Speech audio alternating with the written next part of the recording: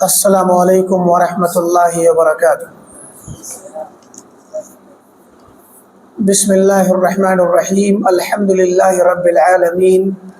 والصلاة والسلام علی اشرف الانبیاء وسید المرسلین، نبینا محمد وعلی آلہ واصحابہ اجمعین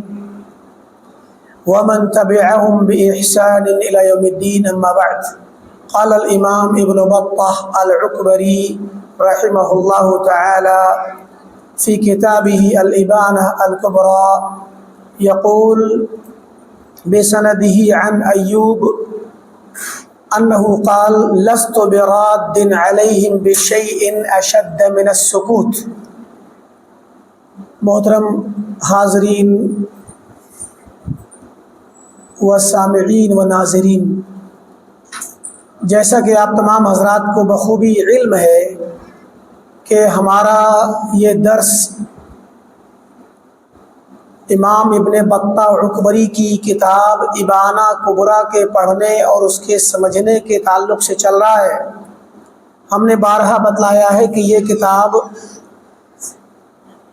4 صدی ہجری کے مشہور عالم امام ابن بطہ کے نام سے مشہور ہیں۔ ان کی کتاب ہے،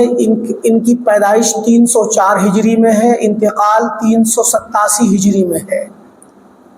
بڑے ہی پرانے زمانے کے اور ایسے دور کے عالم ہیں جس دور میں اسلامی تاریخ میں اتنی بڑی بڑی بدعتیں اور بدعتی فرقے نکلے جو آج تک موجود ہیں، اور ان کا اثر مسلمانوں پر اتنا پڑا کہ اسلام کی اصل صورت ہی مٹ کر کے رہ گئی، اور دنیا یہ سمجھتی ہے کہ جو ان لوگوں کے پاس اسلام ہے وہی حق ہے۔ تو انہوں نے اسلام کی وہ شکل اور دین اور منہج کی، عقیدے کی وہ شکل پیش کی جو ان بدعتوں کے ظہور سے پہلے صحابہ کے دور میں، تابعین کے دور میں، تبع تابعین کے دور میں جو چیز تھی اس کو پیش کیا۔ تو اس لیے یہ کتاب بڑی اہم ہے عقیدے کی تاریخ کو سمجھنے کے لیے، اور اسلام میں کس طرح کی بدعتیں ظاہر ہوئیں، اور خیر القرون کے جو لوگ تھے، 3 زمانوں کے صحابہ، خیر القرون قرنی، ثم الذین یلونہم ثم الذین یلونہم، سب سے بہتر زمانہ اللہ کے نبی صلی اللہ علیہ وسلم نے فرمایا میرا زمانہ ہے، یعنی میرا اور میرے صحابہ کا، اور اس کے بعد ان کا جو ان کے بعد آئیں گے، یعنی صحابہ کے بعد جو طبقہ ہے وہ تابعین کا ہے، اور اس کے بعد تیسرا طبقہ جو تابعین کے زمانے میں آئے گا، ان کے بعد آئے گا، وہ تبع تابعین کا ہے۔ تو 3 طبقے، 3 دور، 3 زمانے، صحابہ کا زمانہ، تابعین کا زمانہ اور تبع تابعین کا زمانہ۔ صحابہ وہ جنہوں نے اللہ کے نبی صلی اللہ علیہ وسلم کو ایمان کی حالت میں دیکھا یا ملاقات کی اور ایمان پر ہی ان کی وفات ہوئی۔ تابعین وہ جنہوں نے صحابہ کو دیکھا ایمان کی حالت میں اور ان کے طریقے کی پیروی کرتے رہے، ان کے ہی طریقے کی پیروی کرتے رہے، اور ایمان پر اور ان کے طریقے پر ان کی وفات ہوئی، ان کو ہم تابعین کہتے ہیں۔ اور تبع تابعین وہ جنہوں نے تابعین کو دیکھا ایمان کی حالت میں اور انہی کے طریقے کی پیروی کی۔ ہم یہ پیروی کرنا اس لیے کہتے ہیں کہ اللہ تعالیٰ نے خود والذین اتبعوہم بإحسان کہا، صرف یہ نہیں کہا کہ وہ جو لوگ ان کے بعد آئے بس، بلکہ جنہوں نے ان کی پیروی کی بخوبی اچھے طریقے سے، کیونکہ صحابہ کے زمانے میں کچھ ایسے مسلمان بھی تھے جو دیکھا جائے تو ان کو تابعی کہا جا سکتا ہے، لیکن وہ تابعین کے اس طبقے میں اس اعتبار سے داخل نہیں ہوں گے کہ ان کو لائق اقتداء مانا جائے، کیونکہ وہ بدعتی تھے۔ کوئی بدعتی شخص صحابہ کے دور میں تھا، اس نے صحابہ کو دیکھا تو وہ تابعین کے طبقے میں تو آیا، لیکن تابعین میں شمار اس معنی میں نہیں ہوگا کہ اس کی بھی پیروی کی جائے، اس کی بات کا بھی اعتبار کیا جائے۔ تو یہاں اعتبار ان لوگوں کی باتوں کا ہوگا جو صحابہ ہوں، صحابہ کا سب کا اعتبار ہے، اور صحابہ کے بعد صرف ان لوگوں کا اعتبار ہے جنہوں نے انہیں دیکھا اور ان کے طریقے پر قائم رہے، صحابہ کی پیروی کرتے رہے، اور ان کے بعد بھی اسی طریقے سے ترتیب بار ہر زمانے میں یہی ہوگا۔ اب صحابہ کے بعد ہر دور میں یہی اصول چلے گا کہ جو لوگ صحابہ کے طریقے پر بحسن و خوبی قائم رہے وہ معتبر مسلمان ہوں گے، وہ صحابہ کے طریقے پر مانے جائیں گے، اور وہ لوگ وہی فضیلت پائیں گے دین کی وہ مقام پائیں گے جو اصل اہل حق کو ملنا چاہیے، تو ورنہ مسلمان تو دنیا بھر میں ہمیشہ رہیں گے۔ صحابہ کے دور میں بھی مسلمان ہیں بہت سے فرقوں کی شکل میں، تابعین کے دور میں بہت سے مسلمان ہیں فرقوں کی شکل میں، لیکن ان تمام فرقوں کو تو وعید سنائی گئی ہے۔ 73 فرقوں میں سے 72 کو وعید سنائی گئی، کلھا فی النار کہا گیا ہے۔ تو کلھا فی النار الا واحدہ، سب کے سب جہنم میں سوائے ایک کے۔ تو جس ایک کو یہ فضیلت دی گئی ہے، یہ وہی لوگ ہیں جو صحابہ کی پیروی کرتے ہیں بحسن و خوبی۔ اس لیے یہاں صحابہ کے بعد والے ادوار کے مسلمانوں میں یہ پابندی اور یہ قید لگانا ضروری ہے۔ تو 3 دور کے لوگ اصل معتبر ہیں سابقین ادوار میں سے، تو صحابہ کا، تابعین کا، تبع تابعین کا، انہی کے اقوال لاتے ہیں، انہی کے اقوال لاتے ہیں، انہی کی باتیں لاتے ہیں۔ ظاہر ہے جو انسان معتبر ہو تو اس کی بات بھی معتبر ہوتی ہے۔ کوئی انسان فضیلت والا ہو، مقام و مرتبے والا، ایسا مقام مرتبہ جس مقام کا اعتراف کیا گیا ہے شریعت میں، اسلام میں، نصوص میں کہ یہ طبقہ معتبر ہے، تو اب اس کی بات بھی معتبر ہوگی۔ ہاں، بات اگر اس طبقے کے 2 لوگوں کی باتیں الگ الگ آ جائیں تو دونوں مخالف ہو جائیں، تو ہم یہ دیکھیں گے کہ اب کس کی بات معتبر کرنے کے لیے کچھ دوسرے دلیلیں اور دوسرے قرائن دیکھیں گے۔ ورنہ اگر سارے لوگوں کی باتیں ایک زبان ہو تو پھر سب کی باتیں قبول ہوں گی، جیسے صحابہ کا طریقہ ہے۔ صحابہ کے مسئلے میں سارے صحابہ کا اجماع ہے، اگر اتفاق ہے تو پھر صحابہ کی بات معتبر ہے، بلا چوچرا آنکھیں بند کرے قبول کی جائے گی۔ اور اگر صحابہ کے درمیان اختلاف رائے ہو کے 2 قول ہو گئے تو پھر 2 میں سے ایک قول کو طاقتور ثابت کر کے کسی ایک قول کو قبول کیا جائے گا، دوسرے کو چھوڑ دیا جائے گا۔ ظاہر ہے کہ 2 لوگ، اب ایک ہاں کرے ایک نہ کرے، ایک حلال کہے دوسرا حرام کہے، تو 2 میں ایک ہی بات تو صحیح ہوگی، لہذا اس میں ایک قول کو صحیح کیا جائے گا، راجح کیا جائے گا، اس کو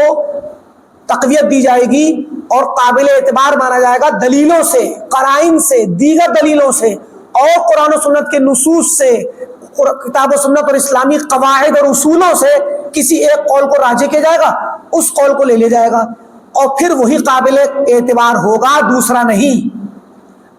ایسے ہی سارے زمانوں میں ہوگا کہ جب تابعین کے زمانے میں 2 قول ہوں گے تو دونوں میں سے جو قول صحابہ اور کتاب و سنت کے مطابق ہوگا وہ معتبر ہوگا، لہذا یہ ترتیب ذہن میں رکھیں۔ تو عمومی طور پہ اگر اس طبقے کے تمام لوگوں کا قول، ان کی بات ایک سی ہے سب کی، تو پھر وہ بات بلا چوچرا قبول ہوگی۔ وہی باتیں یہاں پیش کرتے ہیں۔ آپ لوگوں نے دیکھا کہ ہماری اس کتاب میں کافی لمبی، جیسے کہتے ہیں بہت لمبی سانس ہے، امام ابن بطہ کی سانس بہت بڑی ہے کہ آپ دیکھیں کہ صفحہ 429 سے مسلسل ایک جیسے انداز کی باتیں آ رہی ہیں، اور ہم اس وقت 471 پہ پہنچ چکے ہیں۔ 29-30 کے بعد سے 71 پہ آ گئے ہم، اور ابھی 8-10 صفحہ اور بچے جو اسی طرح کی باتیں تقریباً آ رہی ہیں۔ اور خلاصہ یہ ہے ان باتوں کا، امام ابن بطہ فرماتے ہیں کہ ایک مسلمان کا فرض ہے کہ وہ اپنے دین کے متعلق فکر مند ہو، اپنے عقیدے کو، اپنے ایمان کو محفوظ رکھنے کی فکر رکھے، اور ہر اس طرح کے لوگوں سے، ہر اس انسان سے اور ایسے لوگوں سے بچے جو اس کے عقیدے میں شک میں ڈال دے، یا اس کے دل میں شکوک پیدا کر دے، یا اسے اپنی بدعت کی طرف کھینچ لے۔ تو ایسے لوگوں سے دور رہے تاکہ اس کے دین کی حفاظت ہو سکے، دین اس کا محفوظ رہے۔ اب آپ دیکھیں یہیں پر تردید کی بات چل رہی تھی کہ امام عبداللہ بن بصری کا قول گزرا تھا، انہوں نے کہا تھا، آخری قول جس پہ ہم رکے تھے، انہوں نے کہا لیس السنہ عندنا ان ترد علی اہل الاہواء، ہمارے یہاں سنت کا طریقہ صرف اتنا نہیں کہ آپ بدعتیوں پہ تردید کریں، اہل بدعت پر تردید کریں، یہ سنت کا طریقہ تو ہے، مگر صرف اتنا ہی نہیں ہے کہ آپ بول دیں، تردید کر دیں اور خاموش ہو جائیں یا پھر بات ختم ہو گئی نا۔ کہا وَلَكِنَّ السُّنَّةَ عِنْدَنَا أَلَّا تُكَلِّمَ أَحَدًا مِّنْهُمْ، سنت کا طریقہ جو اللہ کے نبی صلی اللہ علیہ وسلم سے اور صحابہ سے منتقل ہوتا ہوا آ رہا ہے، سنت کا طریقہ یہ ہے، سنت کا منہج یہ ہے صحابہ اور سلف کا کہ اہل بدعت پہ تردید تو کریں، ساتھ میں یہ کہ اللہ تکلم احدا منہم، ان میں سے کسی سے بھی بات چیت بھی نہ کریں، تعلقات بھی نہ رکھیں۔ آپ ایک طرف تردید کریں، دوسری طرف تعلقات رکھیں ان سے، اور ملاقاتیں کریں، دوستیاں کریں، تو یہ سنت کا طریقہ اور صحابہ کا منہج نہیں ہے۔ صحابہ اور سلف کا منہج یہ ہے کہ اہل بدعت کے خلاف زبان سے تردید بھی ہوگی، لکھ کر کے بھی تردید ہوگی، اور تردید کرنے کے ساتھ ساتھ ان سے تعلقات بھی توڑنے ہوں گے۔ ان کے ساتھ بیٹھنا، ان سے دوستی کرنا یہ روا اور جائز نہیں ہوگا۔ امام ایوب سختیانی کا قول آج کے درس سے شروع ہو رہا ہے، تو کہتے ہیں کہ انہو قال، ایوب سختیانی یہ بھی تابعین کے طبقے میں ہے، کہتے ہیں کہ لست براد علیہم بشیء اشد من السکوت، میں ان پہ جب تردید کرتا ہوں تو میرے تردید کرنے کے بہت سے طریقے ہیں، مگر سب سے زیادہ شدید ترین طریقہ یہ ہے کہ میں ان سے بولتا ہی نہیں ہوں، نہ ان لوگوں سے بات چیت ہی ختم میں نے کر لی، میں ان کے متعلق کچھ نہیں بولتا۔ یعنی کبھی کبھی ان لوگوں سے بات کرنی ہو۔ امام ایوب کے متعلق اور بھی واقعات آتے ہیں کہ گزرتے تھے ایوب سختیانی، یونس بن عبید، پیچھے گزرا ان کا نام، جن کے بیٹے کا ذکر آیا تھا، یونس بن عبید، ایوب سختیانی، عبداللہ بن عون، یہ بڑے بڑے محدثین تابعین کے زمانے کے، یہ گزر رہے ہوتے تھے، اور عمرو بن عبید بصری، معتزلی، قدری، تقدیر کا منکر، گزرتا ان کو سلام کرتا، تو راوی کہتا ہے کہ میں نے دیکھا کہ یہ تینوں ائمہ اس کے سلام کا جواب بھی نہیں دیتے، خاموش، اور وہ رکا رہتا کہ دیکھوں تھوڑی دیر میں یہ لوگ راستے میں مجھے سلام کا جواب دیں، یہ رکتے بھی نہیں، چلتے رہتے، اور اس کے بعد جب وہ پھر گزر جاتا تو کہتے ہیں راوی اور ان کے شاگرد کہتے ہیں کہ بعد میں چرچا بھی نہیں ہوتی کہ یہ کون تھا، یہ تک نہیں بتاتے تھے کہ ہمیں کیوں نہیں سلام کیا، جواب نہیں دیا، کیوں؟ یہی مطلب ہے کہ میں ان پہ تردید کرنے کا میرا سب سے سخت طریقہ یہ ہے کہ میں خاموش ہو جاتا ہوں، ان کا ذکر تک نہیں کرتا میں، کیونکہ میرے گھر میں ان کی کوئی اہمیت نہیں ہے، نہ میں ان سے بولتا ہوں، نہ ان کے سلام کا جواب دیتا ہوں، نہ ان کے متعلق کوئی پوچھے تو بالکل اس کو نظر انداز کر دیتا ہوں۔ تو یہ بھی ایک طریقہ ہے کہ بسا اوقات بعض حالات ایسے بنتے ہیں کہ جس وقت کوئی امام ہو، کوئی عالم ہو، وہ بدعتیوں پہ ان کا نام لے کر تردید کرنے کے بجائے خاموش ہو جائے۔ امام مسلم کہتے ہیں کہ جو ہے کبھی کبھی کسی شخص کا نام لے کر کے اس کی تردید کرنا اس کو شہرت دینے کے برابر ہوتا ہے، اس کو وہ لوگ شہرت پکڑ لیتے ہیں، لوگوں میں شہرت ہو جاتی ہے اس کی۔ آپ دیکھیں کہ کبھی کبھی ایسا ہوتا ہے کہ ایک انسان اکیلے کچھ نہ کچھ الٹا سیدھا بولتا رہتا ہے، جس دن آپ کے کسی عالم نے اس پر نوٹس ظاہر کیا، بس سارے وہ لوگ، کیونکہ عالم کو سننے والے بہت ہوتے ہیں، کسی بڑے شخص کو سننے والے بہت ہوتے ہیں، تو اب اس شخص کو تو کوئی بہت کم لوگ سنتے تھے، جب انہوں نے بات اٹھائی تو اب ان کے جتنے شاگرد اور فالوور اور سننے والے تھے سب لوگ سوچیں گے، بہت سے لوگوں کو پتا ہوگا، بہت سے کو پتا نہیں ہو، سوچیں گے کس کے بارے میں بات چل رہی ہے، تو اب اس کا پتہ لگاؤ وہ کون ہے، تو اس کے بارے میں لوگ کھوج لگائیں گے، شہرت ہوگی اس کی، تو بہت سارے لوگ اس کی باتیں سننے لگیں گے، اور پھر وہ پاپولر بھی ہو جائے گا، اور بسا اوقات بہت سے لوگوں کے لیے فتنہ بن جائے گا وہ۔ تو یہ بھی ایک طریقہ ہوتا ہے۔ تو کہتے ہیں کہ میں خاموش رہ کر کے بھی تردید کرتا ہوں۔ اور ایک قول آ رہا ہے آگے، وہی والی بات پیچھے آ رہی ہے، محمد بن صاحب کلبی والی، اس کو چھوڑ دیتے ہیں کہ اس نے کہا کہ لوگوں چلو سن کے آتے ہیں کہ مرجیہ کیا باتیں کرتے ہیں، تو مرجیہ کی باتیں سننے کے لیے گیا اور مرجیہ بن کے لوٹا۔ اسی لیے یہ قول بار بار آیا پیچھے کتاب میں کہ کوئی شخص یہ نہ سوچے کہ میں اہل بدعت کے جو علماء ہیں اور منحرف عقیدے والے جو لوگ ہیں، ان کے جو بڑے بڑے دعات اور خطبہ ہیں،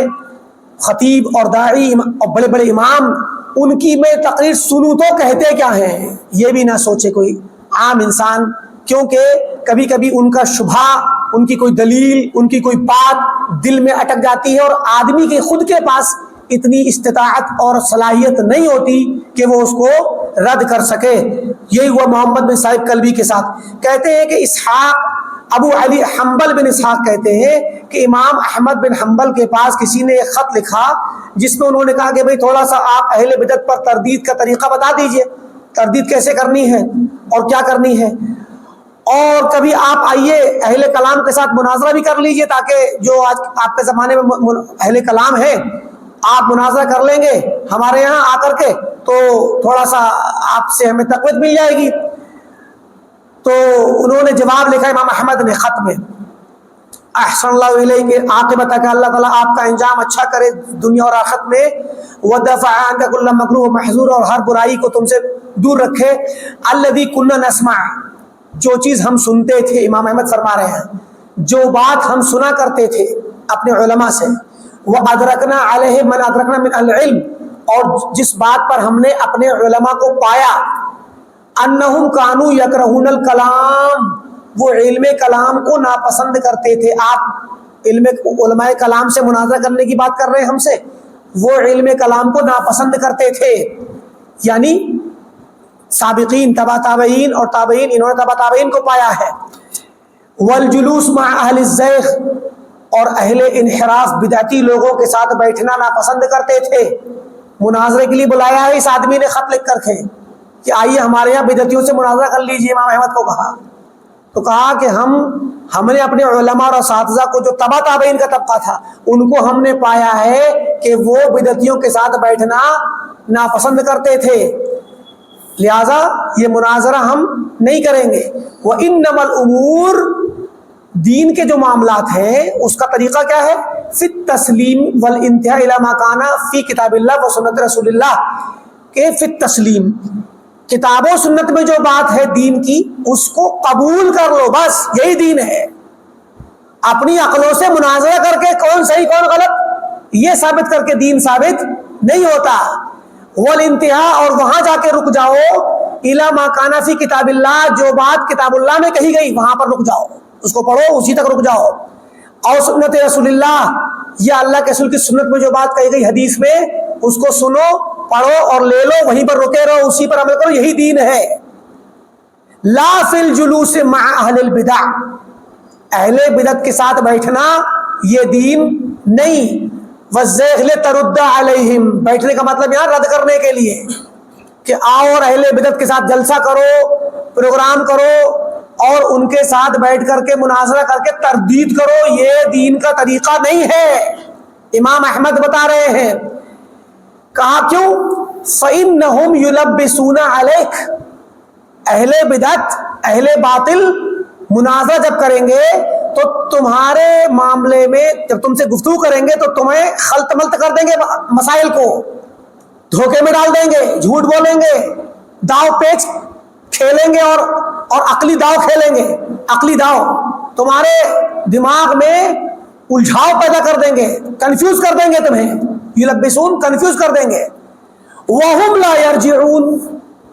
اور خود تمہاری بات مان کے کبھی رجوع کریں گے نہیں، یہ بات دیکھیے پتہ کی ہے، تمہیں تو وہ کنفیوز کر دیں گے بدعتی لوگ، ملحد لوگ، مگر تمہاری بات سن کر کبھی واپس نہیں آئیں گے، کبھی رجوع نہیں کریں گے۔ تم کتنا ہی قرآن سناؤ، کتنا ہی حدیث سناؤ، ہمارے آج کل کے مناظرین کیا کرتے ہیں، نہ میں قرآن سے بات کروں گا نہ حدیث سے بات کروں گا، یعنی آپ پہلے اپنے دین سے دستبردار ہو گئے، آپ مناظرہ کرنے آئے ہیں دین کے معاملے میں، اللہ تعالیٰ کے لیے مناظرہ کرنے آئے ہیں، اور پہلے ہی اللہ تعالیٰ کے کلام سے آپ نے ہاتھ دھو لیا، کہا میں اللہ کے کلام سے بات نہیں کروں گا، میں اللہ کے رسول کلام سے بات نہیں کروں گا، کس سے؟ تمہارے والے ہتھیار سے میں لڑوں گا۔ بھائی تمہارا ہتھیار سے لڑو گے اگر اس کے ہتھیار سے، تو اس کے پاس تم سے زیادہ تیز ہتھیار ہے، جان لیجئے، جس ہتھیار سے آپ، جو کامن ہتھیار ہے نا اس سے لڑیں گے تو اس کے پاس وہ والا ہتھیار تم سے زیادہ تیز ہے، اور وہ تمہیں کنفیوز کر دے گا اپنی عقل سے، اور تمہاری کوئی نہیں سنے گا۔ لا یرجعون، یہ جملہ یاد رکھیے گا کہ اہل علم سلف کبھی بھی مناظرہ کرنے کی اجازت نہیں دیتے تھے، ایک حالت میں مناظرہ کرتے تھے جب ان کے اوپر مجبوری آ جائے، اور مجبوری آتی تھی بادشاہ کی طرف سے۔ کہتے ہیں اہل علم نے لکھا ہے کہ مجبوری کب ہوگی، اسی کتاب میں آگے آئے گا، مجبوری کب ہوگی جب بادشاہ وقت مجبور کرے کہ آؤ مناظرہ کرو، اب تو مجبوری ہے، اب مجبوری ہے، اب کریں گے مناظرہ۔ جب تک ہمارے ہاتھ میں اختیار ہے اور جب تک ہمیں کوئی مجبور نہیں کر رہا، نہیں کریں گے مناظرہ، کیونکہ مناظرہ کرنے سے سب سے پہلا نقصان کیا ہوتا ہے، ہم پہلے بتا چکے ہیں، آپ اگر کسی ملحد سے کریں گے تو آپ مسلمان ہیں، اللہ کو مانتے ہیں، دین اسلام کو مانتے ہیں، ایک کافر سے یا ملحد سے مناظرہ کر رہے ہیں آپ، تو سب سے پہلے آپ نے اس کو اپنے مد مقابل بٹھا کر کے بیٹھنے کی جو آپ نے رضامندی دی کہ ہاں ٹھیک ہے بھیا بیٹھ جاؤ، یہ رضامندی دینا آپ کی پہلی ہار ہے، کیونکہ وہ تو باطل پر ہے اور آپ حق پر ہیں۔ آپ نے اس کو اپنے برابر میں بٹھا کر کے منظوری دے کر کے یہ قبول کر لیا کہ ہاں ہو سکتا ہے بھائی اب تم میں برابر ہیں، ہو سکتا ہے تم حق پر نکلو، ہو سکتا ہے میں حق پر نکلوں، ہو سکتا ہے میں تمہیں باطل پہ ثابت کر دوں، ہو سکتا ہے تم مجھے باطل پہ ثابت کر دو، برابر قبول کر لیا نا۔ تو آپ نے تو پہلے ہی نمبر ہار مان لی، حق سے آپ پہلے ہی تنازل کر بیٹھے، ایک صاحب باطل کو اپنے برابر میں کھڑا کر دیا۔ اسی لیے آپ دیکھیں گے جو بڑے بڑے مناظرین ہیں وہ جلدی مناظرہ نہیں کرتے۔ ڈاکٹر ذاکر نائک صاحب پر ہم عموماً ہمارا موقف یہی ہے کہ ہم جو ہے ان کے منہج سے راضی تو نہیں ہیں، لیکن ان کی ایک خوبی ہے اس مسئلے میں، وہ جب بھی اسٹیج پر بات کرتے ہیں مناظرے کے لیے، کوئی ان سے کہتا ہے تو کیا کہتے ہیں، اپنا ایسا عالم لے کے آؤ جس کی ایک آواز پہ 50,000 لوگ اکٹھے ہو جائیں، اس سے مناظرہ کروں گا۔ کہتے ہیں نا ایسا عالم لے کے آؤ، میں تم سے کیا کروں، کون ہو تم میرے ساتھ مناظرہ کرنے والے، اپنا ایسا عالم لاؤ جو اگر ایک آواز دے اپنے لوگوں کو، اپنے عوام کو، تو اس کی ایک آواز پر 50,000 لوگ اکٹھے ہو جائیں، اس سے مناظرہ کر۔ انہیں معلوم ہے کہ ایسا کوئی ہے ہی نہیں، انہیں معلوم ہے کہ ان کے لوگوں میں ایسا کوئی شخص ہے ہی نہیں جو ایک آواز پہ 50,000 لوگ اکٹھے ہو جائیں۔ تو اس کا مطلب کیا ہوا، جب تمہارے درمیان ایسا کوئی نہیں ہے تو تمہاری طرف سے کوئی مناظرہ کرنے آئے گا نہیں، اور میں مناظرے کے لیے تیار کھڑا ہوں، اس کا مطلب مناظرہ کبھی نہیں ہوگا۔ تو یہ طریقہ ہوتا ہے مناظرے جیتنے کا یا مناظرے میں مضبوط رہنے کا، کہ آدمی ایسی بات کہے جس بات سے سامنے والا ایک دم پسپا ہو جائے۔ اب آپ اس کو بلا لیں کہ آؤ بیٹھو میرے ساتھ ممبر پہ اور اسٹیج پہ، تو آپ نے پہلے اپنے آپ کو کمزور ثابت کر دیا اور اس کو بڑا ثابت کر دیا، اور اتنا بھاری بنا ثابت کر لیا کہ قبول کر لیا کہ ہاں تم اس قابل ہو کہ میرے ساتھ بیٹھ سکتے ہو۔ جاوید احمد غامدی صاحب کیا کرتے ہیں معلوم ہے؟ جاوید احمد غامدی صاحب پڑوس کے ملک میں جب اپنی خرافات پھیلا رہے ہوتے ہیں، اور ان سے اب تو بہت زمانہ ہو گیا، جب شروع میں 20 سال پہلے اور اس سے پہلے جب انہوں نے خرافات شروع کی، اپنی حدیث کا انکار کرنا شروع کیا، تو علماء اہل حدیث ان کے متعلق بولنا شروع کیا اور کہا کہ مناظرہ کر لو۔ تو کیا کہتے ہیں، میں تمہارے مولویوں سے کسی سے مناظرے کو ایسا مولوی لاؤ جو ڈاکٹر ہو، اور ان کو پتا تھا کہ وہاں لاہور میں کوئی مناظر کوئی مولوی ڈاکٹر ملے گا نہیں، 20 سال پہلے کہاں ملتے تھے۔ اب تو کچھ علماء ایسے آنے لگے اپنے ملک میں بھی، پڑوس کے ملک میں اور دیگر ممالک میں، کہ خاص کر مدینہ سے، جامعہ اسلامیہ مدینہ سے اور سعودی عرب کی یونیورسٹیز سے لوگ دینی مسائل میں، دینیات میں پی ایچ ڈی کرنے لگ گئے۔ تو اب تو مہیا ہو گئے، لیکن اس وقت وہ مناظرے سے بھاگتے تھے۔ جاوید احمد غامدی کیا کہتے تھے، میں تم لوگ میرے لائق ہی نہیں ہو، میں اسکالر اور تم لوگ تو مولوی، لہذا میرے برابر کا لے کے آؤ تب ہوگا مناظرہ، اور کوئی ان کے برابر کا پی ایچ ڈی تھا نہیں، لہذا آج تک ڈاکٹر جاوید احمد غامدی سے کسی اہل حدیث کا مناظرہ ہوا ہی نہیں۔ کیوں؟ کیونکہ یہ والی بات ایسی شرط آدمی ایسی لگاتا ہے کہ سامنے والا اس شرط کو پورا نہیں کر پائے گا، اور مقصد کیا ہوتا ہے تاکہ مناظرہ نہ ہو۔ تو اہل باطل بھی جلدی مناظرہ نہیں کرنا چاہتے، یہ بھی جان لیجیے، جہاں ہمارے علماء نے کہا ہے ہم مناظرہ نہیں کریں گے، وہاں اہل باطل بھی یہی کہتے ہیں کہ ہم مناظرہ وہ بھی نہیں کرنا چاہتے، انہیں معلوم ہے کہ ہمیں پھنسا دیں گے یہ لوگ، تو ایسی شرط لگاتے ہیں جو شرط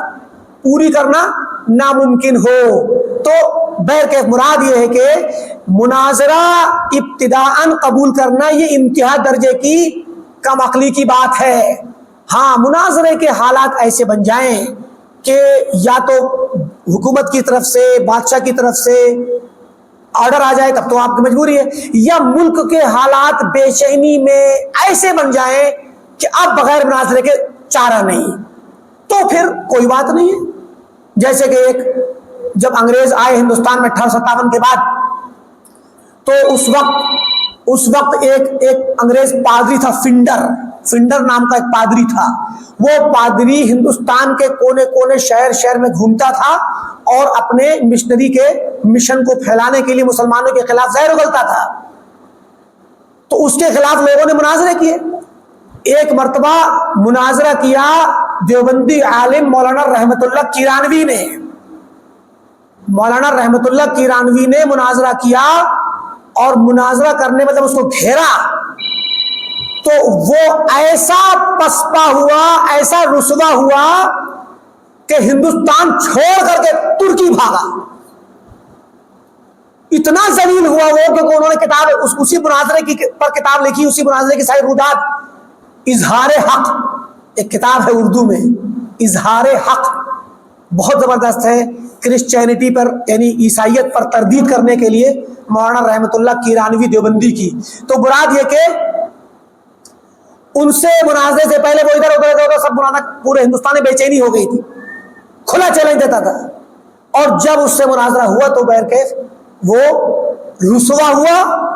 اور ان کی کتابوں کی تحریف ثابت کی گئی، ان کا جھوٹ ثابت کیا گیا، ان کے عقیدے کی خرابی ثابت کی گئی۔ اس مناظرے کے اندر رسوا ہو کر کے ہندوستان سے بھاگ گیا، ترکی پہنچا، دوبارہ ہندوستان لوٹ کے نہیں آیا۔ تو یہ حالات بن جاتے ہیں کبھی کبھار، سماجی حالات، ورنہ عام حالات میں کسی شخص کو مناظرے کی دعوت دے کر کے بلانا یا کسی کی دعوت قبول کرنا یہ اہل سنت والجماعت کا طریقہ نہیں رہا ہے۔ تو کہا کہ یہ لوگ تمہیں تو کنفیوز کر دیں گے مگر خود کبھی رجوع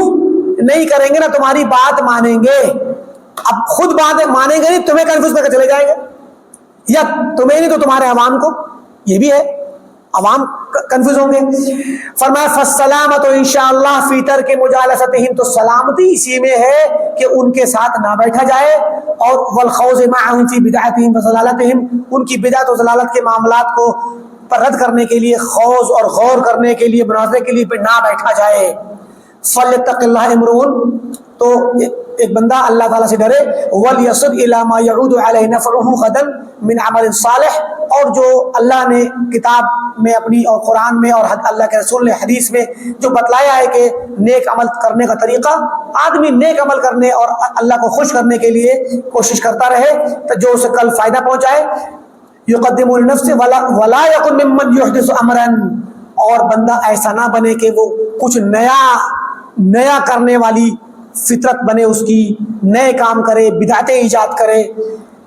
فَإِذَا هُوَ خَرَجَ مِنْهُ أَرَادَ الْحُجَّةَ فَيَحْمِلُ نَفْسَهُ عَلَى الْمُحَالِ فِيهِ، یعنی مطلب نیا معاملہ پیدا کرے، پھر اس کے لیے حجت تلاش کرے، اپنے نفس کو اس پر آمادہ کرے کہ اس کے لیے کوئی نہ کوئی دلیل ڈھونڈو، ایک نیا معاملہ، نئی بدعت پیدا ہو، اور اس کو صحیح کرنے کے لیے غور کرے کہ صحیح ہے کہ نہیں ہے، دلیل کہاں ہے اس کی۔ اس کے بعد کیا ہوا، طلب الحجہ لما خرج منه بحق و بباطل، اور اپنی زبان سے نکلی ہوئی بات کے لیے دلیل تلاشے، چاہے صحیح ہو یا غلط ہو، ایسا نہ کرے۔ اگر غلط بات کہہ دی تو رجوع کر لے، چھوڑ دے اس کو۔ لیزین بہ بدعتہ، اپنی بدعت کو مزین کرنے کے لیے کوئی نہ کوئی دلیل تلاش کرے، بندہ ایسا نہ کیا کرے۔ یعنی جو بدعتی بھی ہیں ان کے لیے نصیحت ہے اس میں، وما احدث واشد من ذلك ان يكون قد وضعه في كتاب قد حمل عنه، اور زیادہ خطرناک بات تو یہ ہے کہ بندہ اپنی بدعت کو کسی کتاب میں لکھ دے، کسی خط میں لکھ دے یا کسی کتاب میں لکھ دے، قد حمل عنه، پھر اس کی طرف سے وہ کتاب اٹھا کر کے لے جائی گئی لوگوں کو سنانے کے لیے، اس کے شاگرد لے گئے تو اس کی بدعت اور غلط بات کو دوسری جگہ پھیلنے کا موقع ملے۔ فَهُوَ يُرِيدُ أَن يُزَيِّنَ ذَلِكَ بِالْحَقِّ وَالْبَاطِلِ، اور اس بات کو حق و باطل کے ذریعے ملا کر کے بڑھیا کر کے پیش کرے، حق اور باطل دونوں باتیں ملا کر کے۔ وَإِنْ وَضَحَ لَهُ الْحَقُّ فِي غَيْرِهِ، گرچہ اس کو کہیں دوسری جگہ پہ حق مل گیا ہو لیکن اسے قبول نہ کرے، اپنی بات میں کچھ حق کچھ باطل ملا کر کے لکھ دے اور لوگ لے جائیں۔ دیکھیں اس بات سے ایک چیز کا خطرناکی کا پتہ چلتا ہے کہ امام احمد کے زمانے میں اور پرانے دور میں تو کتابیں ہی لکھی جاتی تھیں، خطوط لکھے جاتے تھے، تو اپنی غلط بات کو الٹی سیدھی دلیلوں سے مزین کر کے پیش کر دے اور لوگ لے جائیں، پھر وہاں پڑھی جائے، بہت سے لوگ گمراہ ہوں، اس سے منع کیا۔ آج کے دور میں یہ بات کتنی خطرناک ہے۔ اسی طریقے سے آج ہم کچھ بولتے ہیں، آج کا زمانہ تو سوشل میڈیا کا بن گیا ہے، ہم کوئی بات غلط غلط بولیں دین کے متعلق بغیر تحقیق کے، کوئی ایسی بات بولیں جو لوگوں نے ایجاد کر رکھی دین کے نام پہ بدعت، یا غلط دلیل دیں، لوگوں کو گمراہ کریں. ڈرنا چاہیے انسان کو کہ ایک کہی ہوئی بات دنیا کے جس کونے میں جائے گی اور جتنے لوگوں تک جائے گی، ان سب لوگوں کے گناہ کا سارا بوجھ اس کہنے والے پر ہوگا اور ہر اس شخص پہ ہوگا جو اس کو فارورڈ کرے گا. لہذا بہت ہی ضروری فرمایا نسأل اللہ التوفیق لنا ولک والسلام علیکم. تو امام احمد کا یہ خط انہوں نے نقل کیا کہ کس طریقے سے ائمہ اور علماء اپنے شاگردوں کو، اپنے لوگوں کو نصیحت کرتے تھے اور بدعت کے راستے سے اور بدعت پہ چلنے سے اور غلط طریقے کو اور منہج کو اپنانے سے منع کرتے تھے. اس میں خصوصی طور پر مناظرے کے متعلق بہت اہم باتیں آئیں. اور آگے سلام بن ابی کا واقعہ آ رہا ہے. کہتے ہیں کہ ایک آدمی بدعتی نے ایوب سختیانی سے کہا یا ابا بکر اسألک عن کلمہ. یہ بات پیچھے گزر چکی ہے کہ ابو بکر میں آپ سے ایک بات پوچھنا چاہتا ہوں. تو کہتے ہیں کہ میں نے دیکھا ایوب سختیانی نے اس کی بات سن کر کے اپنے کان میں انگلی ڈال لی اور کہا کہ جو ہے ولا نصف کلمہ، نہیں، میں تمہیں آدھی بات کہنے کی بھی اجازت نہیں دوں گا کہ تم مجھ سے پوچھو، کیونکہ وہ بدعتی ہے. معلوم ہے کہ یہ بدعتی سوال جب کرے گا اس کا سوال اتنا زہریلا اور بدعت اور کنفیوز کرنے والا ہوگا کہ لوگوں کو بھی کرے گا اور مجھے بھی خود بھی کنفیوز کر سکتا ہے. تو امام ایوب سختیانی نے بدعتی کو سوال بھی کرنے نہیں دیا.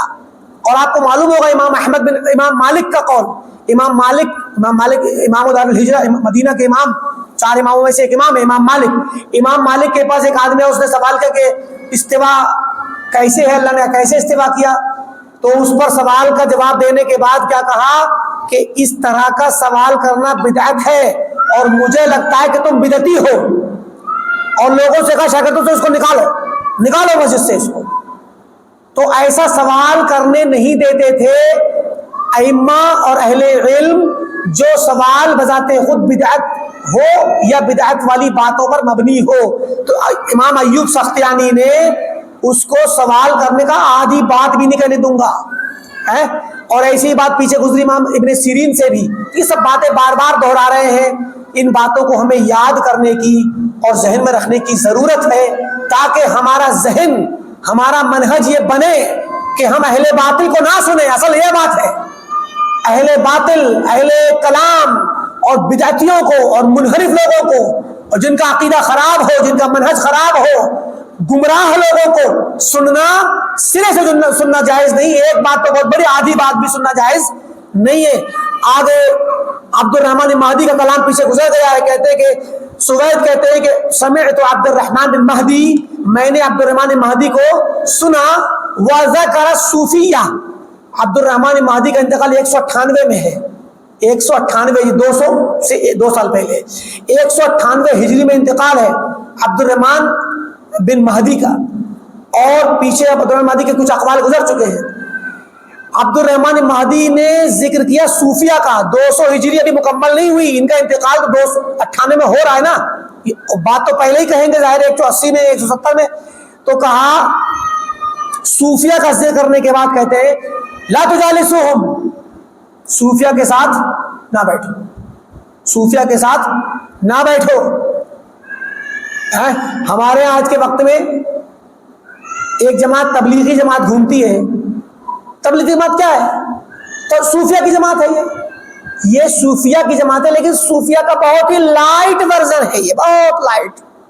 آج کل آتے ہیں نا ایپ بھی آتی ہے، لائٹ والی بھی آتی ہے، بالکل ہلکی والی. تو لائٹ ورژن چند چیزیں: صلاۃ، اذکار، تہجد،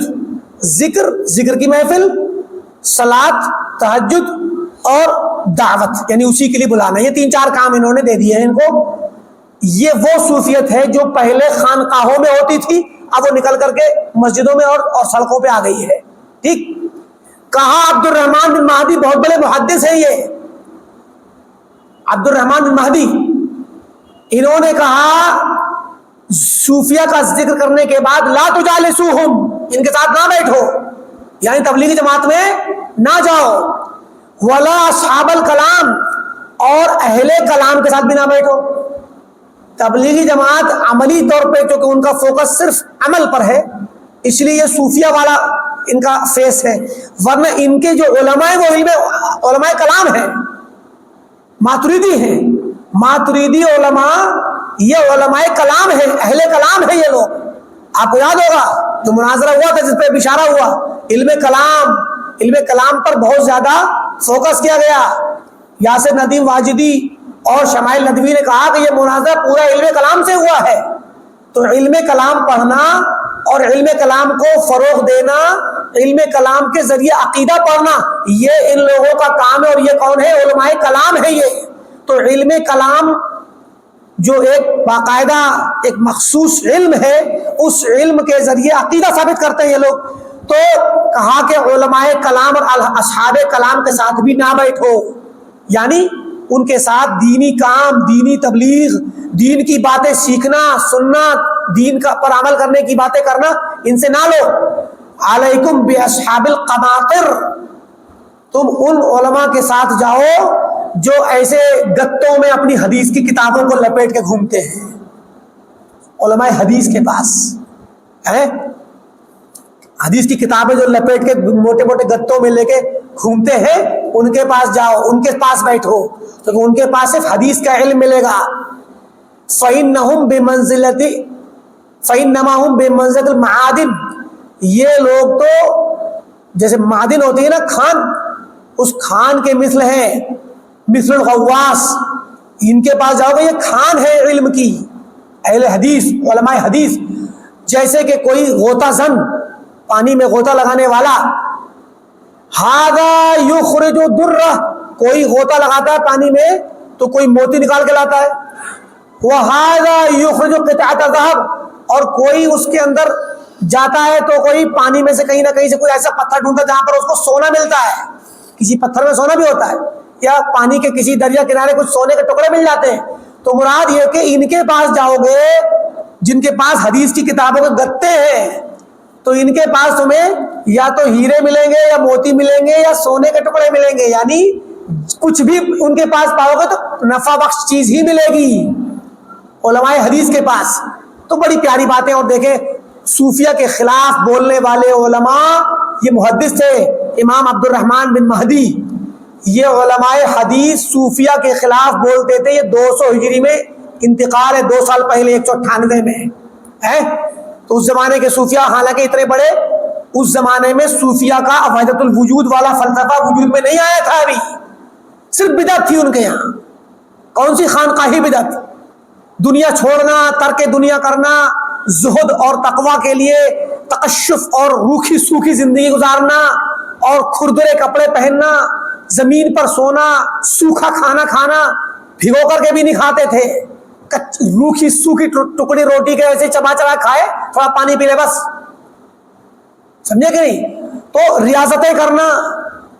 یہ کام تھا ان کا اس زمان دوسری صدی ہجری کے اندر. ابھی اس دوسری صدی میں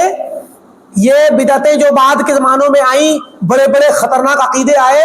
وحدت الوجود, وحدت الشہود, حلول کا عقیدہ, جو بعد کے صوفیہ میں سے حلاج نے کہا کہ میرے جبے میں, میرے کرتے کے اندر ما فی جبتی الا اللہ, میرے کرتے میں اللہ ہے. تو اس طرح کی باتیں جو کہیں, العبد رب والعبد رب والعبد رب, العبد رب والرب عبد, فیا لیت شعری من المکلف, کہتے تھے کہ رب عبد ہے, رب جو ہے بندہ ہے, اور بندہ رب ہے, پتہ نہیں کون معبود ہے اور کون مکلف ہے, پتہ نہیں چل رہا ہے. مکلف مطلب بندہ کون ہے, کس کو نماز پڑھنی ہے, کس کو عبادت کرنی ہے. یہ ابن عربی نے کہا, ابن سبعین نے کہا, اور ابن فارس نے کہا, یہ بڑے بڑے صوفیہ کے امام ہیں. تلمسانی نے کہا, بایزید بستامی نے کہا. تو یہ بڑے بڑے صوفیہ کے امام جنہوں نے وحدت الوجود کی بات کہی, تو یہ بعد میں وجود میں آئی یہ چیزیں, یہ باتیں بعد میں آئیں. ورنہ 198 سے پہلے 170, 175, 180 ان زمانوں میں صوفیہ میں یہ عقیدے کے فلسفے والی بدعتیں نہیں آئی تھیں. وحدت الوجود, وحدت الشہود, حلول وغیرہ وغیرہ, بلکہ اس زمانے میں صرف عبادت والی خرابیاں تھیں, زہد والی, کہ دنیا سے کنارہ کش ہو جاؤ, ترک دنیا کر دو, دنیا سے دور رہو, بیوی بچوں کو چھوڑ دو, شادی نہ کرو, اور جنگلوں میں چلے جاؤ, پہاڑوں میں چلے جاؤ, غاروں میں چلے جاؤ, اور سماج اور سوسائٹی کو چھوڑ دو. یہ والے طریقے تھے, ان چیزوں میں مشغول رہتے تھے یہ لوگ. ان پر کہا کہ لا تجالسوہم, ان کے پاس بیٹھنا نہیں. تو پھر آج کے زمانے کے صوفیاء جن کے یہاں پورے طور پر وحدت الوجود پایا جاتا ہے، اور وہ ابتدا میں نہیں، وہ جو ترقی کرنے کے بعد اعلیٰ مقام پر پہنچتے ہیں، درجات ہوتے ہیں تصوف کے، ایک ایک کر کے منزلیں طے کرتے ہیں، تو وہ اعلیٰ مقام کے لوگ ہیں، وہ تصوف میں پہنچ کر کے وحدت الوجود تک پہنچ کے اس بات کے قائل ہو جاتے ہیں کہ یہ کائنات کا وجود ایک ہی ہے۔ ہم بتا چکے ہیں پہلے وحدت الوجود کا میننگ۔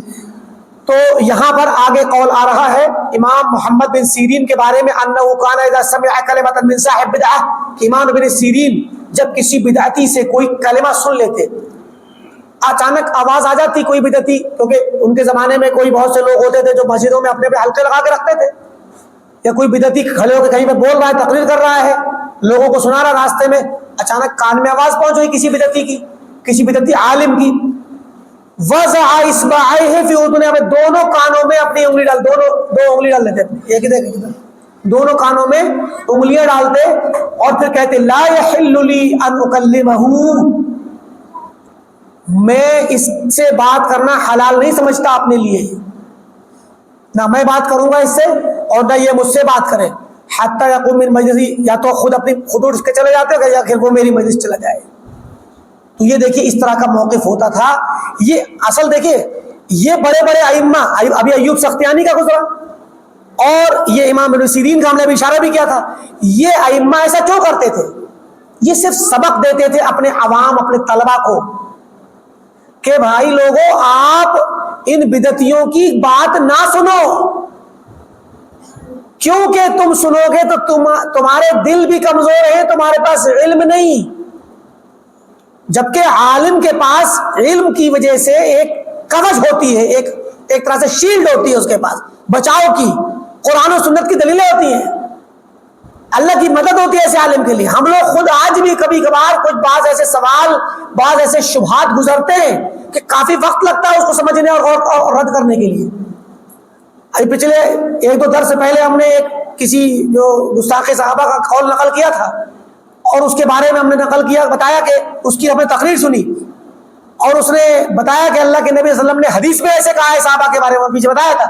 اس پر تردید کیسے ہوگی؟ 2 گھنٹے لگے سوچتے سوچتے، دوپہر میں 1 بجے سے لے کے 3 بجے تک اس کی تردید سوچتے سوچتے کہ کیسے کر کے اس پر تردید کی جائے، حدیث سے غلط استدلال کر رہا ہے۔ کتابوں کو پڑھا گیا، غور کیا گیا، علماء کے کلام کو پڑھا گیا، حدیث کی شرح پڑھی گئی، تب جا کر کے سمجھ میں آیا کہ اس کا توڑ یہاں سے نکلے گا۔ جبکہ ہمارا کام خود پڑھنا لکھنا، قرآن حدیث کتابیں روزانہ کا کام ہے یہ۔ کبھی کبھی ایسے بڑے شبہے آ جاتے ہیں کہ اس کی بات کو سن کر کے توڑنا آسان نہیں ہوتا، تو پھر جس انسان کے پاس کوئی آلہ نہیں، ذریعہ نہیں، نہ کتابیں پڑھ سکتا وہ علم کی، نہ علماء کے کلام کو پڑھ سکتا، نہ تفسیر پڑھ سکتا، نہ حدیث کی شرح پڑھ سکتا، نہ خود غور کرنے کے لیے اس کے پاس علم اتنا ہے کہ وہ خود غور کر کے پتہ لگا لے، تو وہ انسان جب ان اہل بدعت کی بات سنے گا، ان کی تقریریں آج کل آ رہی ہیں سوشل میڈیا پر، بڑے بڑے علماء اور بڑے بڑے مفسرین بنے ہوئے ہیں یہ اہل بدعت ہیں، ان کی کتابیں، ان کی تفسیریں، ان کی تقریریں، ان کے کلام آج کے وقت میں نشر کیے جا رہے ہیں، وہ لوگ خود نشر کر رہے ہیں، ان کے شاگرد نشر کر رہے ہیں۔ تو آج اگر ہمارے پاس میڈیا پہ آتی ہے بات اور ہمارے عوام اگر سنے تو بتائیے کہ کتنا کنفیوژن پھیلے گا، لوگوں کے دلوں میں شک شبہ پیدا ہوگا، بہت سو کا دین تباہ ہو جائے گا، بہت سو کا منہج تباہ ہو جائے گا، عقیدہ برباد ہو جائے گا۔ تو ضرورت یہ ان علماء نے کان میں انگلی ڈال کر کے یہ بتلایا کہ جب ہم عالم ہو کر کے ان بدعتیوں کی بات نہیں سننا گوارا کرتے اور کان میں انگلی ڈالتے تو عوام کو بدرجے اولا ضروری ہے کہ وہ بھی اپنے کان میں انگلی ڈالیں اور ان کی بات کو نہ سنیں۔ یہ اصل فائدہ لینا ہے ہم کو اس درس سے، کہ آج کے وقت میں ہر طرح کے لوگ، اور ہم بارہا بتا چکے کہ آپ کے پاس میڈیا پہ، موبائل پہ کوئی بھی اچھی تقریر، اچھا چھوٹا سا کلپ، دینی بات آ سکتی ہے، اس آدمی کے بارے میں پہلے نمبر پتہ کریں یہ کون ہے، پتہ لگائیں یہ کون ہے، اور اگر کسی نے بتایا رہے بہت بڑے عالم ہے تو اس کے متعلق آپ اس کے منہج کا پتہ لگا لیں کہ یہ اس کا منہج کیا ہے۔ کبھی کبھی پیچھے بات گزری، مفضل بن محلل کا قول یہاں گزرا ہے، انہوں نے کہا کہ بدعتی شخص اپنی بدعت ڈائریکٹ نہیں بتلاتا ہے، یعنی صاحب باطل اپنا باطل اور اپنی گمراہ کن بات، اپنی گمراہی کو ڈائریکٹ پیش نہیں کرتا، بلکہ پہلے حدیث سنائے گا، قرآن سنائے گا، دین کی وہ باتیں سنائے گا جن سے آپ آشنا ہے پہلے سے، اور ان کے درمیان میں دھیرے دھیرے تھوڑی تھوڑی سی باتیں اپنی وہی ڈالے گا۔ اس طرح گمراہ کرتے ہیں، لہذا ضروری ہے اپنے دین کے لیے چوکنا رہنا ضروری ہے۔ آگے ابن سیرین کے بارے میں ایک اور قول آ رہا ہے، صالح مرری کہتے ہیں یا مرری کہتے ہیں کہ ابن سیرین کے پاس ایک آدمی آیا، بدعتی تھا، بولے میں دیکھ رہا تھا اس منظر کو، اس نے آ کر کے تقدیر کے متعلق بات شروع کر دی، تقدیر کے متعلق۔ تو ابن سیرین نے کہا احب لک ان تقوم، میں چاہتا ہوں کہ تم یہاں سے چلے جاؤ، گفتگو ہم نہیں کریں گے، وَإِمَّا أَن نَّقُومَ، یا پھر ہم چلے جائیں گے۔ یہ بات پیچھے بھی گزری ہے۔ تو آپ دیکھیں آگے عبداللہ بن عون کہتے ہیں مَن يُجَالِسْ أَهْلَ الْبِدَعِ أَشَدُّ عَلَيْنَا مِنْ أَهْلِ الْبِدَعِ، جو آدمی اہل بدعت کے ساتھ بیٹھتا ہے، یعنی ان کی مجلسوں میں، یعنی ان سے سنتا ہے، دوستیاں کرتا ہے اور ان کے علماء سے سنتا ہے یہ دین کی باتیں، کہا جو آدمی اہل بدعت کے ساتھ بیٹھتا ہے وہ ہمارے نظر میں زیادہ خطرناک ہے بدعتی کے مقابلے، بدعتی سے بھی زیادہ۔ کیوں؟ کیونکہ بدعتی کو ہم جانتے ہیں کہ یہ بدعتی ہے، اور جو ان کے پاس جا کے بیٹھتا ہے تو وہ نہ صرف یہ کہ بدعت کو اپناتا ہے ان کی، بلکہ وہ چونکہ اس کو ہمارے لوگ جانتے ہیں، ہمارے عوام ہم اپنا سمجھتے ہیں، اپنی طرح سمجھتے ہیں، تو وہ ہمارے عوام کو زیادہ گمراہ کر دے گا۔ کتنے عظیم الشان اقوال ہیں ان کے علماء کے۔ عبداللہ بن عون کہتے ہیں کہ جو شخص اہل بدعت سے دوستی رکھتا ہے، ان کی مجلسوں میں جاتا ہے، ان کی تقریریں سنتا ہے، ہم میں سے کوئی شخص، سنی شخص، تو وہ زیادہ خطرناک۔ اب دیکھ لیجیے، ابھی ہم نے تذکرہ کیا سلمان ندوی کا ہے، سلمان ندوی ہندوستان کے اندر ایک بڑے ادارے کے استاد تھے، ندوہ کے۔ ندوہ ہندوستان کے اہل سنت کے سنی مسلمانوں کے کا ایک ادارہ ہے، ٹھیک۔ تو اب سلمان ندوی نے جو مسلک اور منہج اختیار کر لیا تھا، رافضیوں والا، شیعوں والا، صحابہ پر کلام کرنے والا، اب اس کا نقصان دہ کتنا بڑا خطرناک ہو رہا ہے۔ آج کے وقت میں ندوہ سے منسلک ایک بڑی تعداد ہے ندویوں کی، ندوی طلبہ کی جو ان کے شاگرد ہیں، آج وہ ان کی ساری خرافات کو پھیلا رہے ہیں، ساری خرافات کو پھر سے ریپیٹ کر کے دنیا بھر میں پھیلا رہے ہیں۔ آپ بتائیے کہ جو شخص اہل بدعت کے پاس جاتا تھا، اہل بدعت سے علم لیتا تھا، ان کے ایران گئے، ایران سے جانے کے بعد یہ مسئلہ دھیرے دھیرے خراب ہوا ہے۔ مراد ہے کہ ہمارا انسان جو ہم میں سے ہو، یعنی اہل سنت میں سے ہو، اور وہ اگر رافضیوں اور شیعوں کے ساتھ بیٹھنے لگے اور ان کی والی باتوں کو ہمارے درمیان لانا شروع کر دے، تو وہ خطرناک ہے کہ ایک شیعہ ہمارے لیے زیادہ خطرناک ہے۔ بھئی کوئی شیعہ کا عالم ہوگا، ہمارے عوام کہنے لگے وہ تو شیعہ، ہم نہیں سنیں گے اس کی بات، لیکن ہمارا ہی عالم اگر کہنا سنی عالم جب ان کی باتیں بیان کرے گا تو پھر وہ ان کے سارے شبہات، آج سلمان ندوی کے پھیلائے ہوئے سارے شبہات اس وقت پورے طریقے سے ندوہ میں اور بعض دیوبند کے طلبہ اور علماء کے درمیان آسان ہلکے معمولی مانے جا رہے ہیں، اور ان کی اتنی بڑی رافضیت کو نظر انداز کر کے اس کو اجتہادی غلطی قرار دیا جا رہا ہے۔ ہم نے اس باتیں پہلے تردید کر دی ہے۔ مراد یہ ہے کہ یہ والی بات یہی ہے۔ عبداللہ بن عون فرماتے ہیں کہ من یجالس اہل البدع، جو بدعتیوں کے پاس جا کر بیٹھے گا، ان کی باتیں سنے گا، ان سے علم لے گا دین کا، اشد علینا، ہمارے لیے، ہمارے لوگوں پر زیادہ خطرناک ہے وہ، من اہل البدع، بدعتیوں سے بذات خود ان کے مقابلے میں زیادہ خطرناک ہے۔ آگے کہتے ہیں کہ سلیمان بن جعفر الزبعی کہتے ہیں کہ میں نے عتبہ بن ابان الغلام کو سنا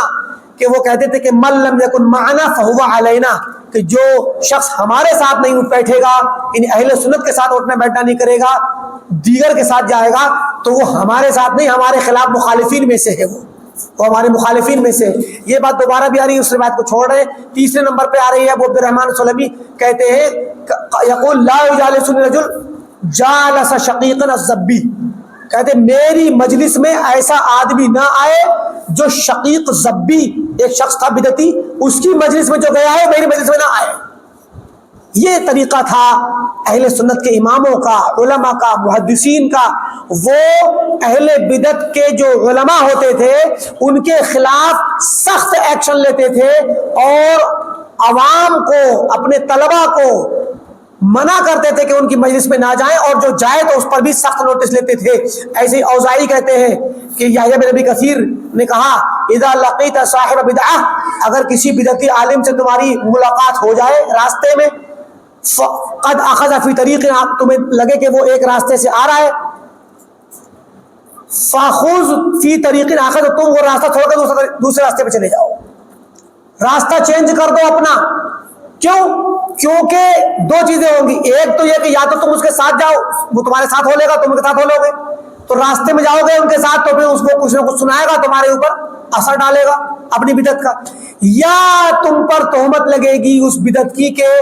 دوسرے لوگ دیکھیں گے تو کہیں گے کہ یہ اسی بدعتی کے ساتھ میں رہتا ہے، لگتا ہے اس کا شاگرد ہے، تہمت لگے گی۔ اس طرح کے دو تین نصوص مسلسل آ رہے ہیں، ان کو چھوڑ رہے۔ آگے کہتے ہیں کہ میں نے پوچھا ابو عبداللہ سے عن رجل مبتدع، امام احمد سے پوچھا کہ ایک بدعتی آدمی داعیہ جو اپنی بدعت کی دعوت دینے والا ہے، یدعو الی بدعت یجالس، جو اپنی بدعت پر دعوت دیتا، کیا اس سے بیٹھا جائے؟ قال ابو عبداللہ، امام احمد نے کہا لا یجالس، اس کے ساتھ نہ بیٹھا جائے، ولا یکلم، اس سے بات نہ کی جائے، اس کو چھوڑ دیا جائے، لعلہ یتوب، شاید وہ ہمارے اس رویے سے گھبرا کر کے توبہ کر لے۔ تو مقصد کیا ہوا بدعتیوں کو چھوڑنے کا؟ بدعتیوں کو حجر مبتدع کہتے ہیں اس کو۔ بدعتی کو چھوڑنے کا مطلب یہ ہوا کہ سارے لوگ جب اس سے کنارہ کش ہو جائیں گے تو وہ پھر اپنے موقف سے رجوع کرنا، توبہ کرنا اس کے لیے موقع آئے گا اور وہ اس سے توبہ کر سکتا ہے۔ امام احمد کہتے ہیں کہ لا اہل البدع لا ينبغي لاحد ان يجالسهم ولا يخالطهم ولا يانس بهم، اہل بدعت کے ساتھ کسی آدمی کے لیے مناسب نہیں کہ ان کے ساتھ بیٹھے، ان کے ساتھ دوستیاں کرے، ان کے ساتھ الفت اور محبت سے پیش آئے۔ آگے کے ایک روایت اور کہتے ہیں کہ امام ابو عبداللہ کہتے ہیں، امام احمد کہتے ہیں قدیمہ ثور، امام ثور ایک بہت بڑے عالم تھے، ثور بن یزید الحمصی، امام ہیں اور فقیہ ہیں، محدث ہیں، لیکن تقدیر کے انکار سے جانے جاتے تھے۔ اس زمانے میں کچھ 153 میں انتقال ہے بھائی، 150 میں، 153 ہجری میں، ثور بن یزید الحمصی کا فقیہ ہے، امام ہے، جیسے امام مالک ہیں، امام احمد ہیں، امام ابو حنیفہ ہیں، انہی کے طریقے سے بہت بڑے امام تھے یہ۔ تو امام ثور یہ بھی اس زمانے میں تقدیر کے کچھ مسائل ایسے پھیل گئے تھے کہ ان کی وجہ سے بعض علماء اس کی طرف منسوب ہو گئے تھے، تو محدثین نے ان پر تردید کی، حدیث کے باب میں تو ان سے حدیثیں لی لیکن تقدیر کے باب میں تردید کی۔ امام ذہبی کہتے ہیں کہ مجھے امید ہے کہ انہوں نے رجوع کر لیا تھا، تقدیر کے مسئلے سے رجوع کر لیا تھا، لیکن مشہور تھے کہ وہ تقدیر کا انکار کرتے ہیں۔ تو کہتے ہیں امام احمد کہ قدیمہ ثور المدینہ، امام ثور یہ مدینہ آئے، اور مدینہ امام مالک ہوا کرتے تھے اس زمانے میں۔ مدینہ کے امام کون تھے؟ امام مالک۔ فقیل لمالک الا تأتیہ، تو امام مالک سے کسی نے کہا کہ امام ثور اتنے بڑے عالم مدینہ آئے ہیں تو کیا آپ ملاقات کرنے نہیں جائیں گے؟ امام مالک سے کہا کسی نے، قال لا يجتمع رجل مبتدع في مسجد رسول الله لا يجتمع عند رجل مبتدع، اللہ کے نبی کی مسجد میں بدعتی کے ساتھ ہم بیٹھے، ایسا نہیں ہو سکتا، کیونکہ مدینہ آنے کا مطلب مسجد نبوی میں آئے، تو مسجد نبوی میں ثور آئے ہوئے ہیں نماز پڑھنے، مطلب مدینہ زیارت کرنے آئے ہیں، ہم جا کر کے اس کی بدعتی کے پاس بیٹھے اللہ کے نبی کی مسجد میں؟ اللہ کے نبی کی مسجد میں تو سنت کے امام، سنی امام کے ساتھ بیٹھا جائے گا، بدعتی کے ساتھ نہیں۔ تو دیکھیں امام مالک نے کتنا سخت رویہ اختیار کیا کہ ثور کے پاس، اور کہا لا تأتوا، آپ لوگ بھی نہ جاؤ اس کے پاس، آپ لوگ بھی ثور کے پاس ملاقات کرنے نہ جاؤ، کیونکہ یہ تقدیر کے انکار سے معروف ہو گئے تھے، حالانکہ محدث تھے، فقیہ تھے، اس طرح سے اس زمانے کے علماء میں بعض علماء میں چیز پائی گئی ہے. امام ذہبی نے کہا ہے کہ مجھے امید ہے کہ وہ انہوں نے رجوع، کیونکہ بعض اقوال ان کے ایسے ملتے ہیں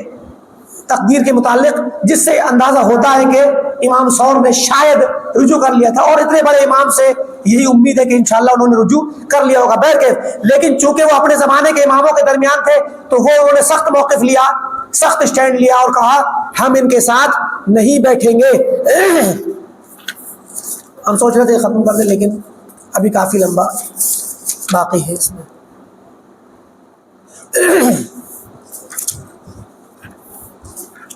تین چار پیج ہے، دیکھتے ہیں ایک آدھ حدیث اور لے لیتے ہیں. ہشام کی سند سے، اپنی سند ہشام سے کہتے ہیں کہ ایوب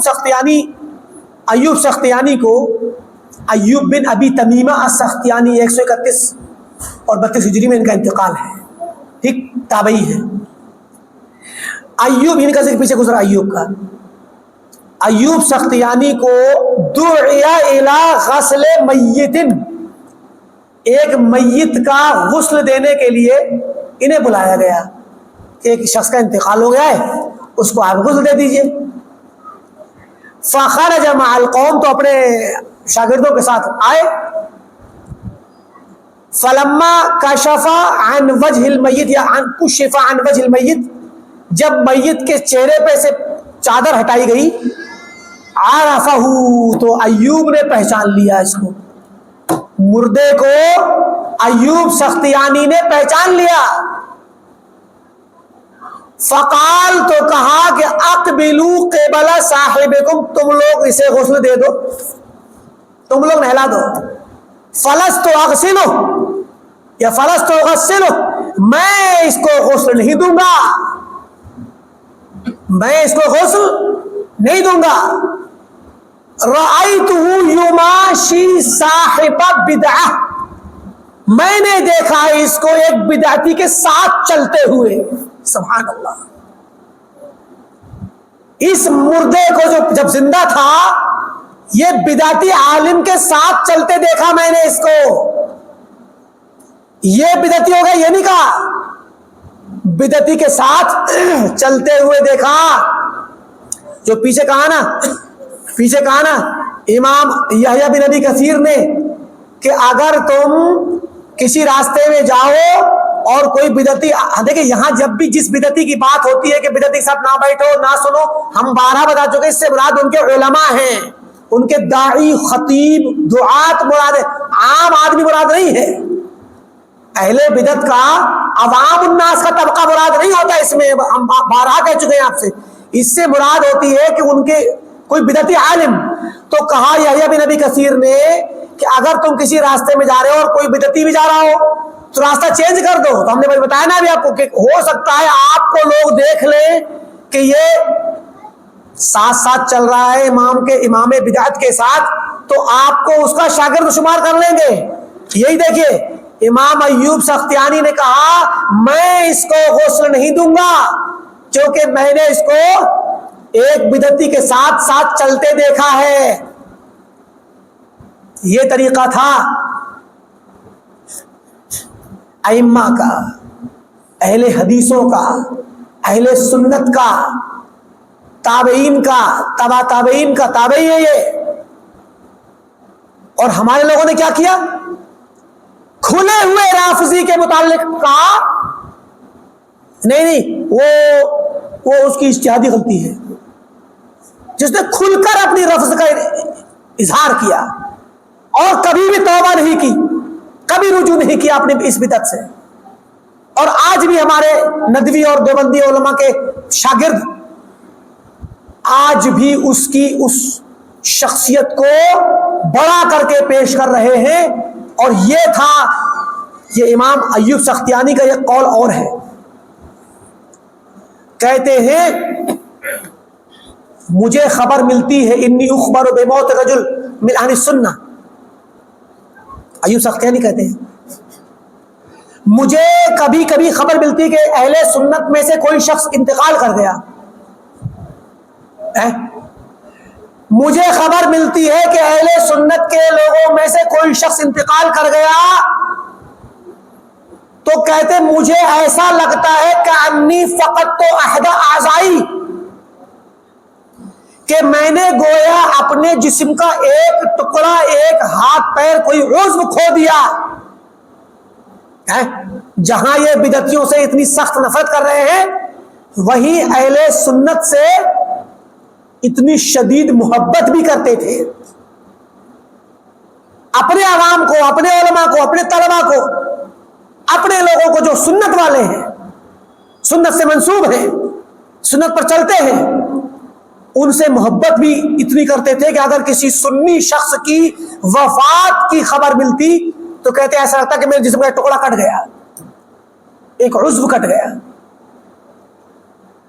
تو یہ تھا ہمارے علماء اہل سنت کا طریقہ، ان کا موقف تابعی ہے۔ یہ صحابہ، تابعین، تبع تابعین، تین طبقے حجت ہے قیامت تک کے لوگوں کے لیے۔ ان کا مجموعی شکل میں اجتماعی جو عقیدہ ہے وہ حجت ہے۔ تو آپ دیکھیں، کہتے کہ میں نے کہا، انہوں نے کہا کہ تم لوگ غسل دے دو اپنے ساتھی کو، میں نہیں دوں گا، کیونکہ میں نے دیکھا ہے کہ یہ شخص ایک بدعتی کے ساتھ چلتا تھا۔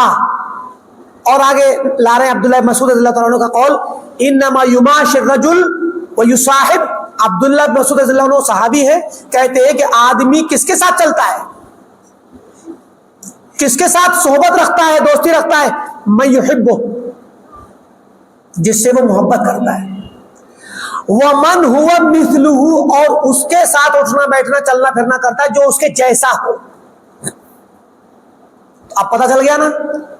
عبداللہ بن مسعود صحابی رسول صلی اللہ علیہ وسلم نے کہا کہ آدمی چلنا پھرنا اٹھنا بیٹھنا دوستی اس کے ساتھ کرتا ہے جس سے محبت کرتا ہے اور جو اس کے جیسا ہو۔ اسی کو سامنے رکھتے ہوئے ایوب سختیانی نے جب دیکھا کہ یہ آدمی بدعتی عالم کے ساتھ چل رہا تھا تو استدلال کر لیا کہ یہ بھی بدعتی تھا، اس کے مثل تھا، لہذا اس کے ساتھ بھی معاملہ بدعتیوں والا ہی کیا جائے گا۔ اچھا یہ دیکھیے، انہوں نے کہا کہ تم لوگ دھل دو اس کو، کیونکہ ابھی صرف بدعتی کے ساتھ دیکھا ہے نا، اسی لیے تم لوگ دھل دو، نہلا دو اس کو، میں ہاتھ نہیں لگاؤں گا۔ تو بڑے علماء جو ہوتے ہیں، جو با اثر ہوتے ہیں، جن کا معاشرے میں مقام ہوتا ہے، جن کا ایک قول، جن کا عمل، جن کی بات معاشرے پر اثر رکھتی ہے، ان کو چاہیے کہ ایسے معاملے میں بہت ہی محتاط رہے۔ عام لوگ کر لیں کوئی بات نہیں،